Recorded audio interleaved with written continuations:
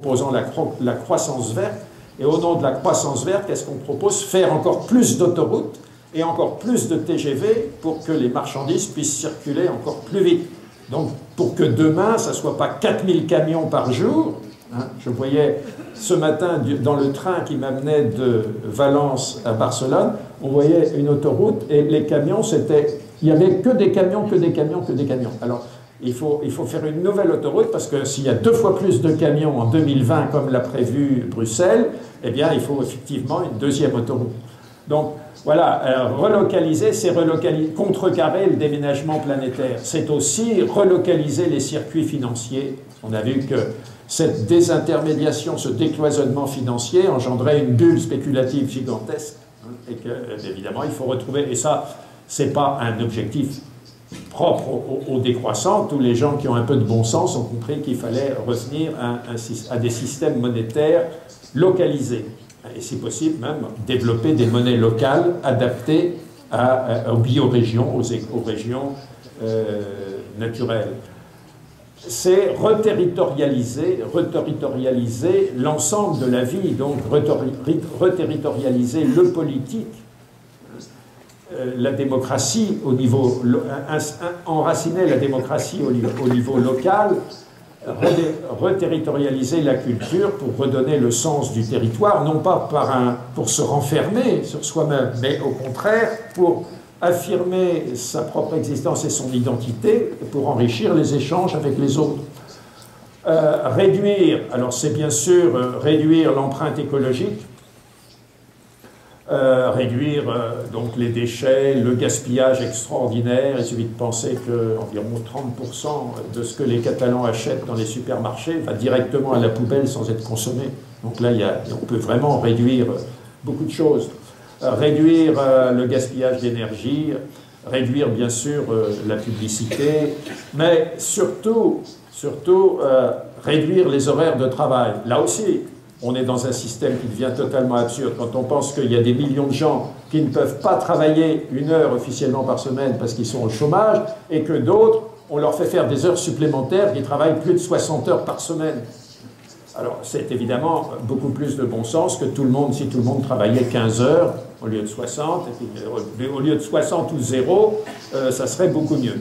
Alors, c'est un peu provocateur de la part d'un Français dont le président a été élu avec ce slogan incroyable « Travailler plus pour gagner plus ». Incroyable parce que même les économistes les plus orthodoxes auraient dû dénoncer l'imposture de ce slogan.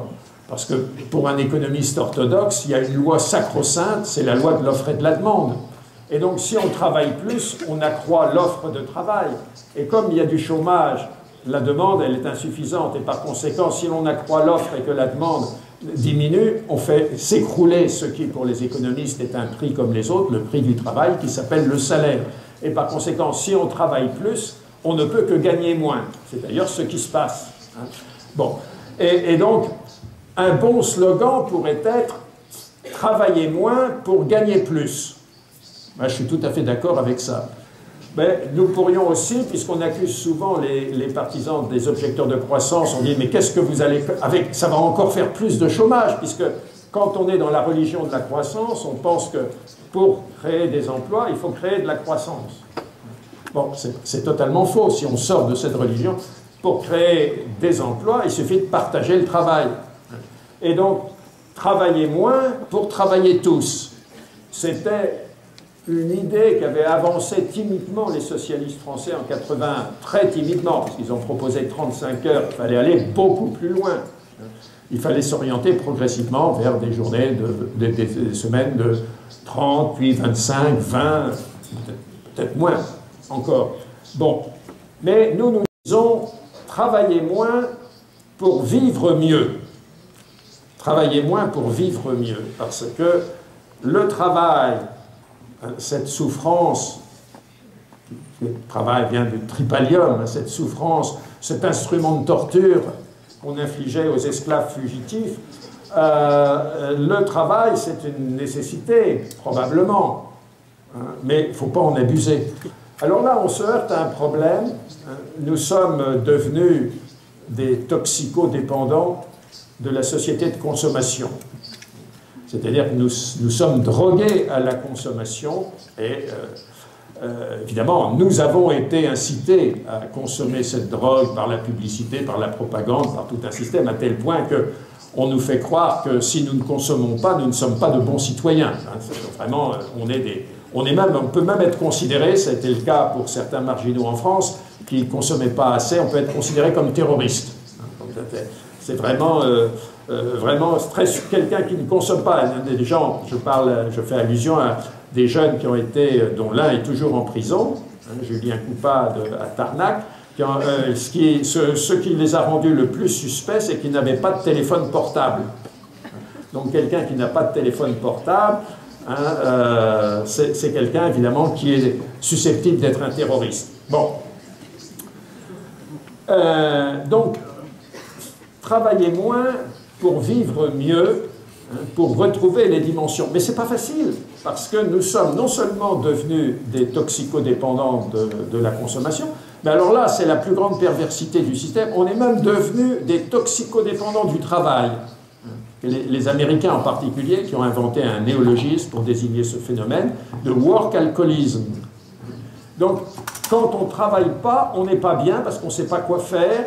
On regarde la télé, on s'ennuie, etc. Donc on est incapable de s'accomplir dans ce qui, pour toutes les sociétés humaines, constituait l'objectif de la vie. Même pas seulement la vie contemplative ou la vie le rêve, comme les aborigènes australiens, etc. Non, mais cultiver son jardin, s'occuper de sa famille, discuter avec des amis, ou ce qui, pour les anciens, était le fondement même de la vie sociale, la praxis, la vie politique, être citoyen dans la cité, discuter des affaires, pour savoir si on va construire au cœur de Barcelone une centrale atomique ou bien si on va faire un parc. Il faut du temps. Il faut du temps parce qu'il y a des arguments pour, il y a des arguments contre, etc. Donc on va demander aux gens de se prononcer, par exemple, sur un projet de traité constitutionnel européen, et qui, avec des annexes, etc., représente 600 pages illisibles. Et donc là, demander à un ouvrier qui travaille 60 heures par semaine et qui rentre chez lui après avoir pris le métro, qui est machin, de lire ces textes pour se décider en tant que citoyen s'il faut être pour ou contre, c'est évidemment se moquer de la démocratie. C'est une caricature de démocratie.